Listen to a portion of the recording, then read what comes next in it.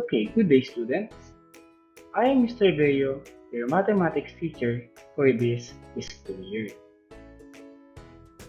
Okay, so for this week, we are going to discuss all about problem solving or problems involving sequence and series.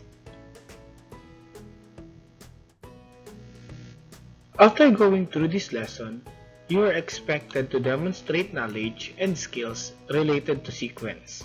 Especially, you should be able to recognize arithmetic or geometric sequence in word problems, apply concepts of arithmetic and geometric sequence and series in word problems, solve word problems involving sequences. Okay, so let's have an example here. So the problem is, what is the difference between the 7th and the 13th terms of sequence 2, 6, 10, and 14? So in this form of problem, first thing to do, we must identify in what form of sequence yung example na meron tayo. Kung ito ba ay arithmetic or geometric sequence. Okay? So, dahil meron tayong example sequence here na 2, 6, 10, and 14. Dun pa lang sa sequence natin, we can analyze na kung siya ba ay arithmetic or geometric sequence. Okay. So, from this sequence, 2, 6, 10, and 14, makikita natin na ang sequence ay increasing by 4. So, dahil increasing by 4 siya in each succeeding term, ibig sabihin that this sequence is arithmetic sequence. Okay, so dahil na-identify natin na this sequence is an example of arithmetic sequence, kailangan nating hanapin yung difference between the 7th term and the 13th terms of the sequence, which is they are not visible from the given sequence. So, ibig sabihin, we need to solve for the value of the 7th term, which is a sub 7, and also the value of the 13th term of the sequence, or a sub 13. So, magkakaroon tayo ng dalawang solution para malaman natin yung 7th and 13th term ng sequence bago natin ma-provide yung hinihingi ng isang problem. So, now, let us solve first for the 7th term of sequence. Okay, so the given from this problem, we have your a sub 1 here, which is equal to 2. Okay po. The common difference, okay, from this given is if we are going to subtract 6 and 2, it will give you 4. Okay, so that's the common difference. And of course, for the value of n, syempre, depende sa kailangan natin. Yung n natin can be 7 and 13. Okay? N is equal to 7 if we are looking for the value of a sub 7. And n is equal to 13 if we are going to find the value of a sub 13. So for now, let us solve for a sub 7.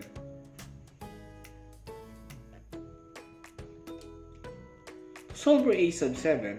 So if you remember, the formula for arithmetic sequence is a sub n is equal to a sub 1 plus you have n minus 1 times d. So ang kailangan mo nating hanapin is the value of your a sub 7. So a sub 7, a sub 1 natin ay 2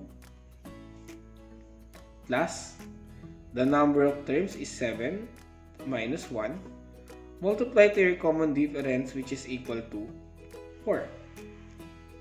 So magkakaroon tayo ngayon ng 2 plus 7 minus 1 will give you 6 times 4. 6 multiplied to 4, magkakaroon tayo ng 2 plus 24.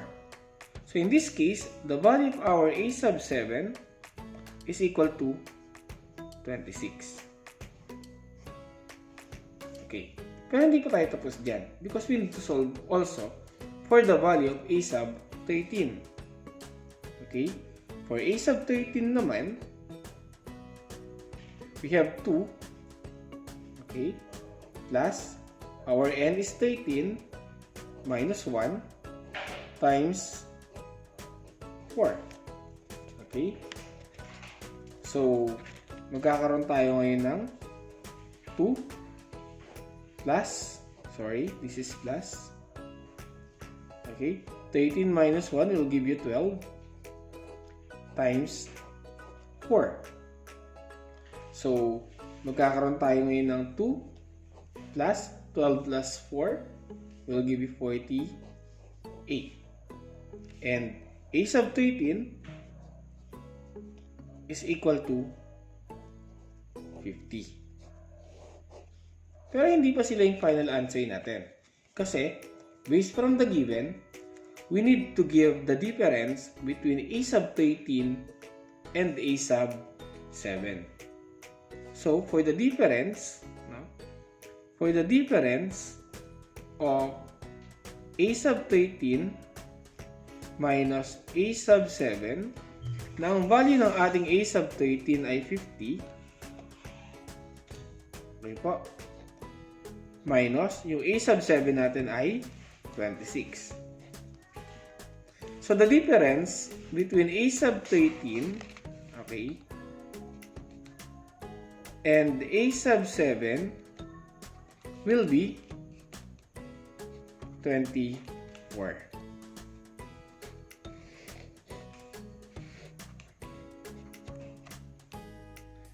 Okay, so let's have another example here. So, for this example, find the sum of odd integers from 3 to 99. So, alam naman natin kapag yung odd integers, they are the 3, 5, 7, 9, etc. Okay? So, first, isulat muna natin kung ano ba yung magiging itsura ng ating sequence. So, the sequence starts from 3. 3, so 5, 7, 9, hanggang maka-reach natin yung 99. So, kailangan daw natin kunin yung sum ng lahat ng odd integers from 3 to 99. Okay. So, again, para magawa natin yun, let us try to analyze muna kung ito ba ay arithmetic or geometric. Okay. So, based from this example, each term is increasing by 2. So, it means this is arithmetic sequence. So, dahil ang pinapahanap sa atin dito ay yung sum, right? This will be the arithmetic series. Okay po. But, the problem is, kung hinahanap sa atin yung sum ng terms, alam naman natin that to solve for the arithmetic series or the series of arithmetic sequence, we can use the formula dahil meron tayong first term and last term.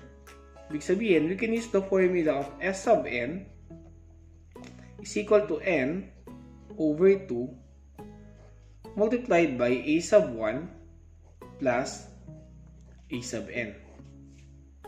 Kaya lang, sa case na to, even though nagamitin natin yung isang formula sa arithmetic series, hindi natin siya masosolve kasi wala tayong value ng n.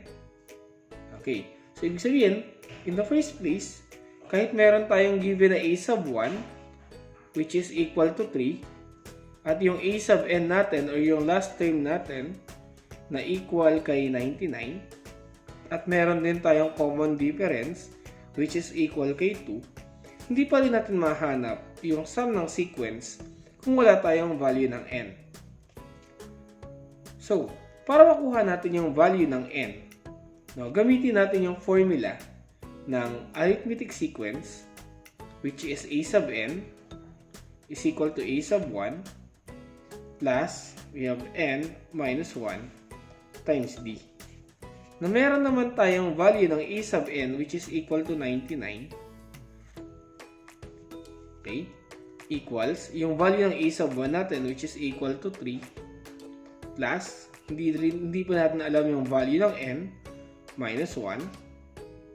Ang common difference natin ay 2. Okay. So, si 2, distribute natin sa loob. Magkakaroon tayo ngayon ng 99 equals 3 plus 2 multiplied by n. Meron kang 2n. 2 times negative 1, you will have negative 2. Then, solve natin 3 minus 2. So, magkakaroon tayo ngayon ng 99 equals 3 minus 2 will give you 1 plus 2n. So, ngayon naman yung 1 transpose natin sa kabila. Positive pag nilipat magiging negative. So, meron tayo ngayong 99 minus 1 equals 2n. And meron tayo ngayong 98 equals 2n. Then, let us try to divide both sides by 2. Okay? So, n will be equal to 98 divided 2 will give you 49. Value pa lang ng n yung meron tayo. But ang kailangan natin is yung sum ng sequence na meron tayo. Okay? So, again, to get the sum, nakuha na natin yung value ng n. So, we have s sub n or s sub 49 is equal to n over 2 multiplied by a sub 1 plus a sub n. Na ang value ng n na meron tayo ay 49 divide by 2 times ang a sub 1 natin is 3 plus 99. Okay, next. So, meron tayo ngayong 49 divide 2 times. So, meron tayong 3 plus 99. So, 3 plus 99 is 102. Okay po. So, meron tayong 102. So, dito, pwede tayong magkaroon kagad ng cancellation method dahil yung 102 and 2 are both divisible by 2. So, cancel na natin yung 2, magiging 1. 102 divided by 2, siya naman ay magiging 51. So, after that, multiply natin sa 49 times 51. So, if we are going to multiply 49 and 51, yung sum ng trims na meron tayo ay equal sa 2,499.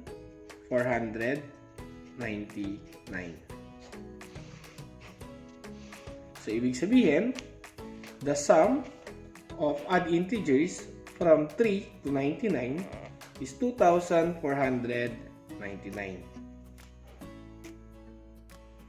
Okay, so let's have another example here. As early as grade 3, Kent Rollins was taught by his parents to save money. He has a piggy bank with an initial amount of 500 pesos. He starts to deposit a money every month in the following pattern for a period of 2 years. So the patterns are 10, 15, 20, 25, and so on.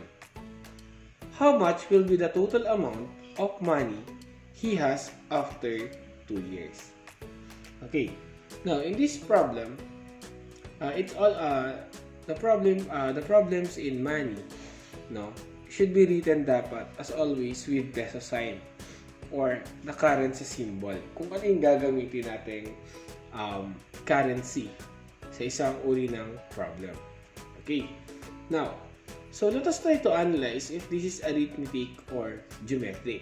So let us try to rewrite first yung sequence ng pattern or sequence ng money na iniipon ni Kent Rollins sa kanyang piggy bank. Sabi dun sa problem, he always saved a money, no, with a pattern of 10 pesos 15 pesos, 20 pesos, and 25 pesos, so on and so forth. No? So, ayan daw yung patterns ng pag-iipon ni Kent Rowlands every month. So, the problem is, what will be the total amount after 2 years ng kanyang ipon?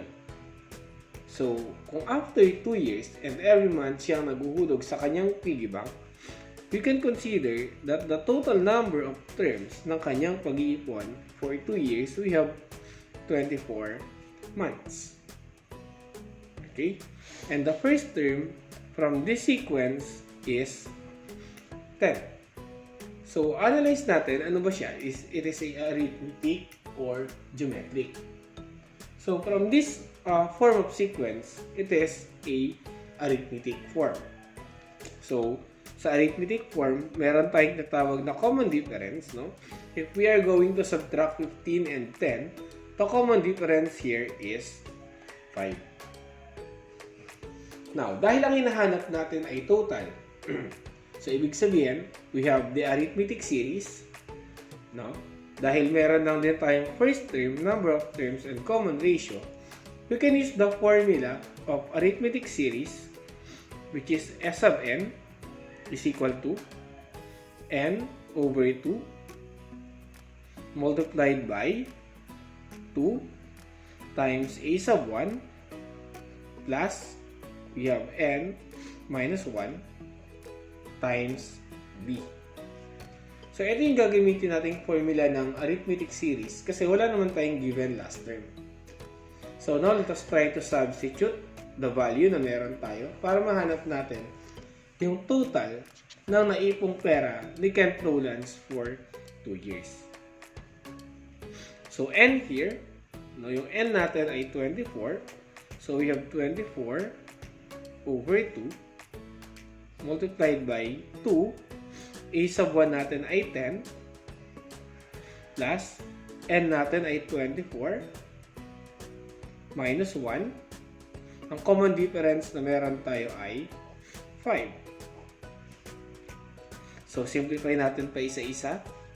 Yung 24 divide 2 will give you 12.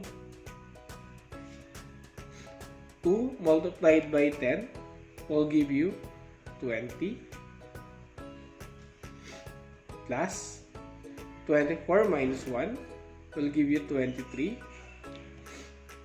And we have 5. So, let us try to multiply 23 and 5. So, magkakaroon tayo ngayon ng 12, no? Times 20 plus 23 multiplied by 5 is 115.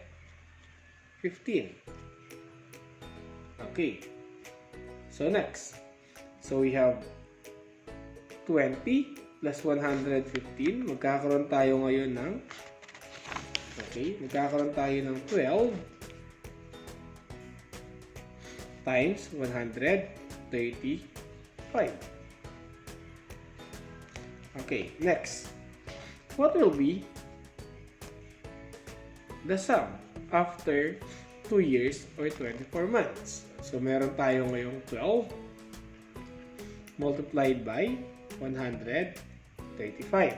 So, if we are going to multiply this, the result is 1,620 for 2 years. But, so, in 2 years daw, meron siyang ipon na 1,620. Pero, kung babalikan natin, kung babalikan natin yung problem, sabi dun sa problem, meron siyang initial deposit, no, or initial amount dun sa kanyang piggy bank, no, which is 500 pesos. So, ibig sabihin, kung meron siyang initial amount sa kanyang piggy bank ng 500 pesos, ibig sabihin, we have additional 500 from his savings. So, magkakaroon tayo ngayon na ang savings ni Rowlands, maliban sa kanyang ipon for 2 years, the 1,620, at isasama natin No? Lagyan natin ng peso sign. At isasama natin yung kanyang initial amount sa kanyang piggy bank na 500 pesos. Okay? Ibig sabihin, ang total savings, lagyan natin ng term, ang total savings na meron si Kent Rowlands ay 1,620 plus 500 is 2,120 pesos. Okay. So again, bakit naging 2,120 pesos? Kasi based on the given, sa kanyang ipon ay meron siyang initial amount na 500 pesos. Okay? So, ibig sabihin, from this problem, the final answer will be 2,120.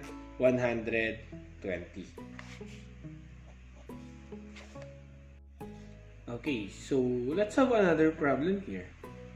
Find the common ratio of geometric sequence if the first term is 24 and the fifth term is 57,624.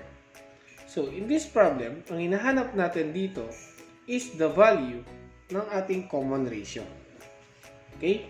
Nasabi, ang sequence na meron tayo is we have 24 as the first term.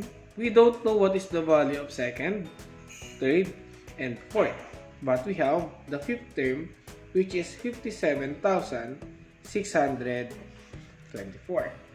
So, paano raw natin nahanapin yung common ratio ni geometric sequence? So, sa problem na to, hindi natin kailangan i-analyze if this is arithmetic or geometric because based on the problem, given naman that this problem is a geometric sequence.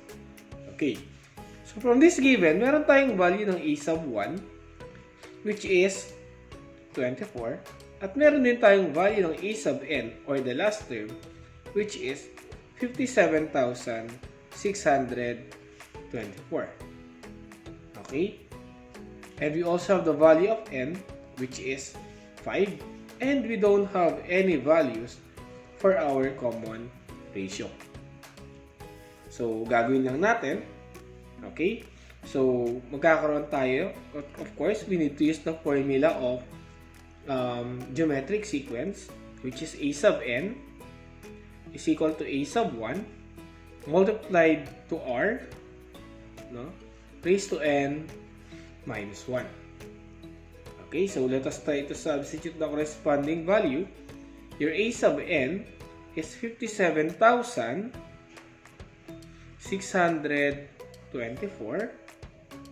Okay, equals, ang first term na meron tayo ay 24. We have r, hindi natin pa naman kasi alam yung value ng r. At ang n natin ay 5 minus 1.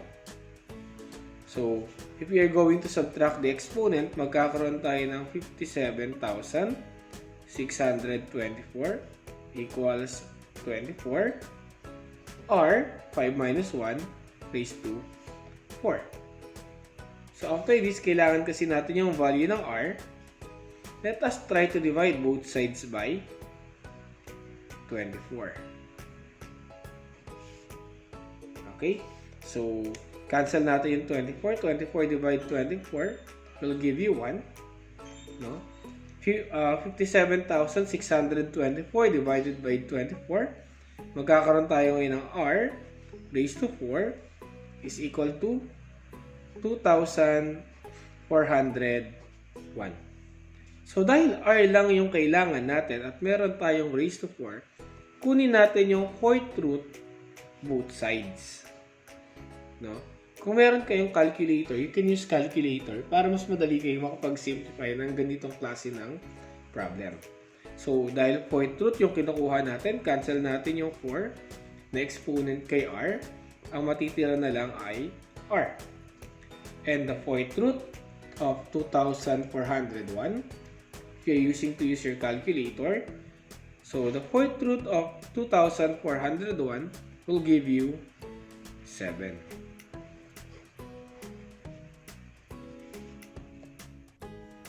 Okay, so next example. What if maka-encounter tayo ng ganitong problem, especially in geometric series? Okay? So, sabi rito, if the sum of first 5 terms of geometric sequence is 62 and its first term is 2, then what is the common ratio of this sequence? Okay, so we all know that to identify the sum of geometric sequence, or what we call the geometric series, the formula is S sub n is equal to a sub 1 times 1 minus r raised to n over 1 minus r. Okay, but from this given, sabi natin dito sa given natin, ang a sub 1 daw natin ay equal sa 2 at yung sum daw ng sequence na meron tayo ay is equal to 62. And the total number of terms is 5. What will be the value of our common ratio? Okay, so sa ganitong klase ng problem, medyo mahirap gamitin yung formula ng ating geometric series. Okay, so let's do the manual process.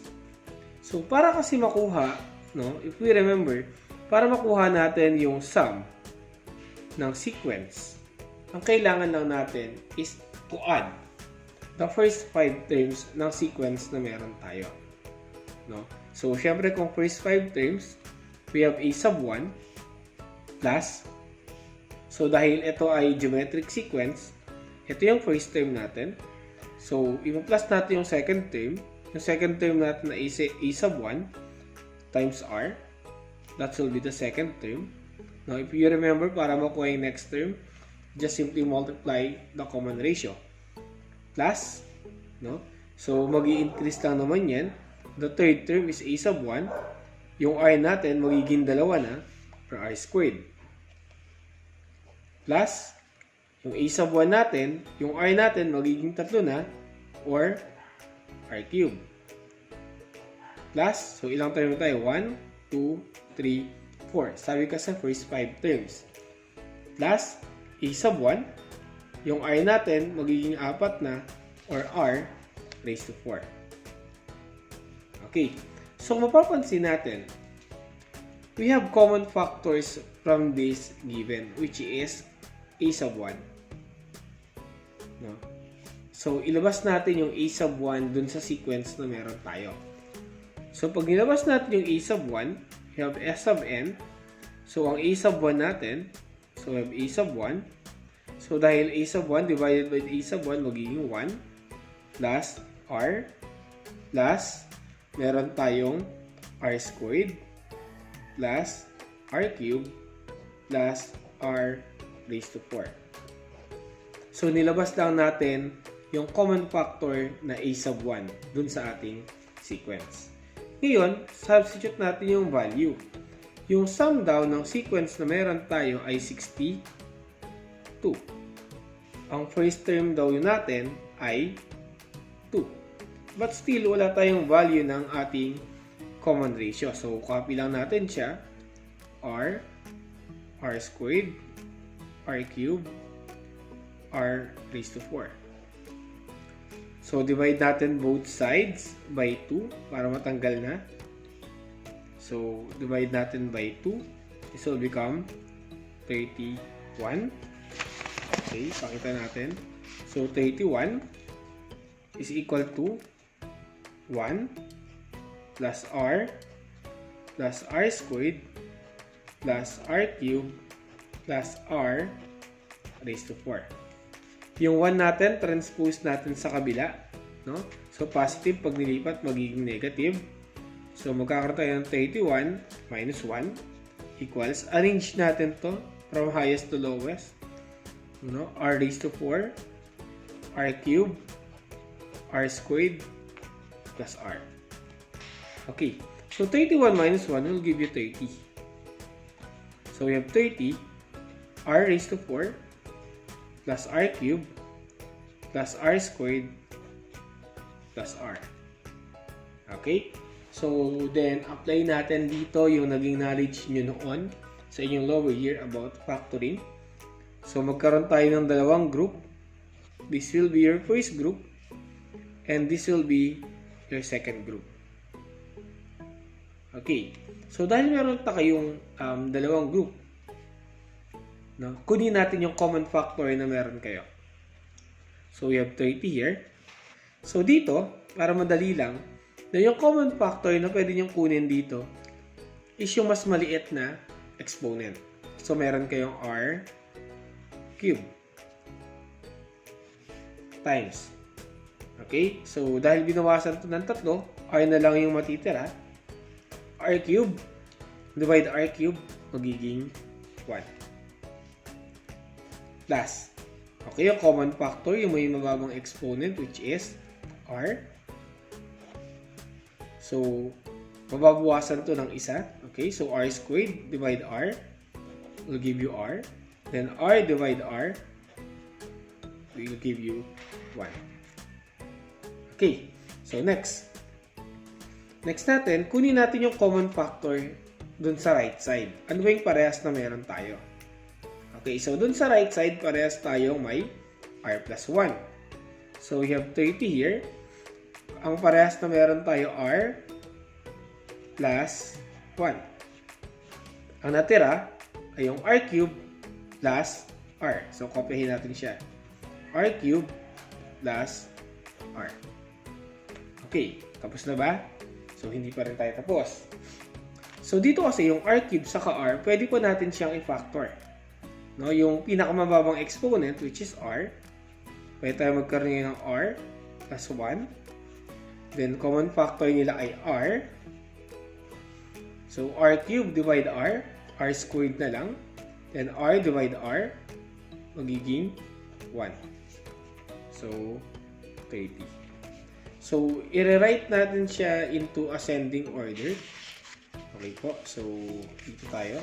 Tugtong natin yung solution natin sa part dito. Okay.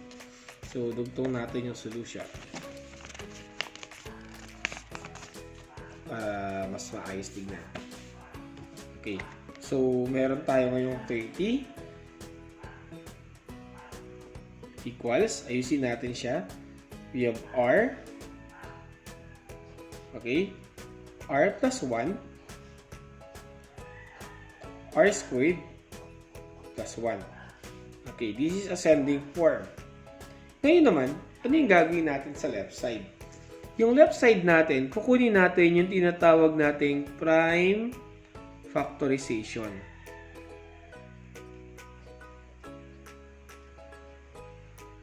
Okay?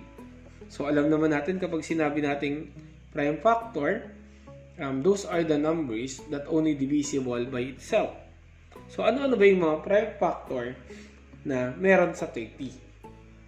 Okay, kung mapapansin nyo, meron tayong tatlong groups. So, pwede nating sabihin na meron tayong tatlong number or tatlong prime numbers na pwedeng gamitin to multiply at makakuha tayo ng sagot na 30. Okay, so what are the prime factors from this? So, yung factor ng 30 or yung prime factor ng 30, meron tayong pwede siyang isulat na 2 times 3. 2 times 3 is 6. Yung 6 para maging 30, pwede kang mag-multiply pa ng 5. Okay, so 2 times 3 is 6 plus times 5 will give you 30. So r times r plus 1 times r squared plus 1. Okay. Kung mapapansin niyo, yung factored form na nakuha natin ay sinulat natin into ascending order at ganun din yung nasa left side na meron nasa right side na meron tayo. So, kapag in-equate natin siya, sinulat natin siya into equation form, pwede natin sabihin that r is equal to 2. Okay? R plus 1 is equal to 3. And r squared plus 1 is equal to 5. So let us try to check kung yung r ba ay equal sa 2. Substitute natin. Okay, so meron tayong value. So dito tayo sa pangalawa, r is equal to yung 1 transpose natin, 3 minus 1, r will give you 2. So parehas. So next, transpose natin yung 1, r squared is equal to 5 minus 1, r squared is equal to 4. Then get the square root both sides. R is equal to 2. Okay, kung mapapansin natin, dun sa prime factor yung nakuha natin at nung inequate natin siya, the value of R, no, ang value ng ating common ratio ay equal sa 2. So it means from this problem, our common ratio is equal to